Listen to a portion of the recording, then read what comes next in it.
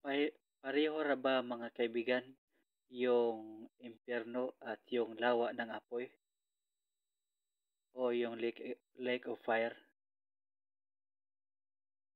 Ating tatalakayin ito mga kaibigan dito sa King James Version na Biblia. Sa Revelation chapter 20 verse 14, ito ang sabi mga kaibigan. And death and hell were cast into the lake of fire. This is the second death. So pareho ba yung hell mga kaibigan o impyerno sa lake of fire? Ang sagot mga kaibigan ay hindi. Dahil yung kamatayan, death, at yung hell, yung impyerno, ay were cast into the lake of fire o inihagis sa lawa ng apoy, yung impyerno. At sinabi dito, this is the second death. Ang lake of fire mga kaibigan ay ito ay second death o kamatayan, ikalawang kamatayan. Kaya hindi talaga literal talaga na merong lake of fire mga kaibigan. Hindi ito literal na lake of fire. Dahil ito ay second death, yung lake of fire.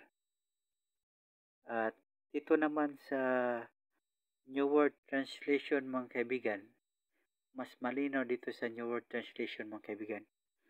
Mas malinaw yung translation. Kasi modern to mga kaibigan. Mas pinasimple at mas accurate sa ating salita yung mga salita dito mga kaibigan. Dito sa Revelation chapter 20 verse 14 sa New World Translation, ito ang sabi mga kaibigan. And death and the grave. Yung hell pala mga kaibigan o impyerno ay grave dito o common na cementerio were hurled into the lake of fire. This means the second death, the lake of fire. Kaya yung impyerno na dito sa translation namin, grave, ay were hurled o sa King's Version, were cast into the lake of fire. This means the second death, the lake of fire.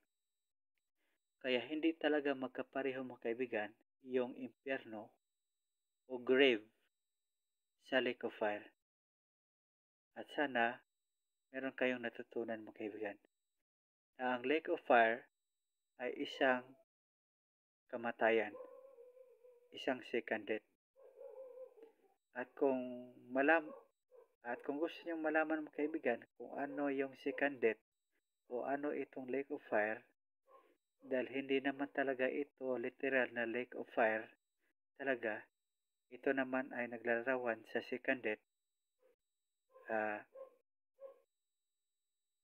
Maghintay-hintay lang kayo mga kaibigan sa aking susunod na mga video. Aking ipapaliwanag natin ito sa Biblia mga kaibigan.